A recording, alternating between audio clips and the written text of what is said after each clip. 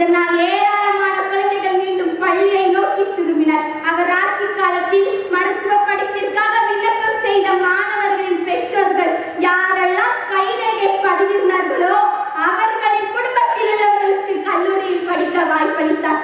பெற்றோர்கள் படிக்கவில்லை என்றால் பிள்ளைகளாவது படிக்க வேண்டும் என்ற எண்ணம் அவர் கல்வி மேல் கொண்ட பற்றை வெளிப்படுத்துகிறது.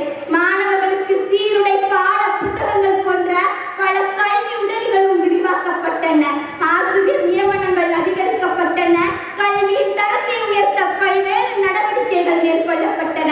காமராஜர் ஆட்சி காலத்தில் பள்ளிகளில் மாணவர்கள் சேர்க்கை கணிசமாக உயர்ந்தது. கல்வி அறிவு வளர்ச்சி பெற்றது.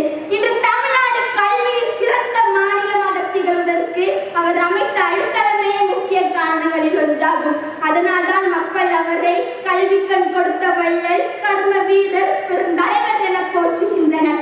அன்புடையவர்களே, காமராஜர் நமக்கு இட்டு சென்ற மிகப்பெரிய சொத்து கல்வி. அந்த கல்வியை நன்றாக கற்று ஒழுக்கத்துடன் வாழ்ந்து நம் நாட்டின் முன்னேற்றத்திற்காக உழைப்பதே நாம் அவருக்கு செலுத்தும் உண்மையான மரியாதையாகும்.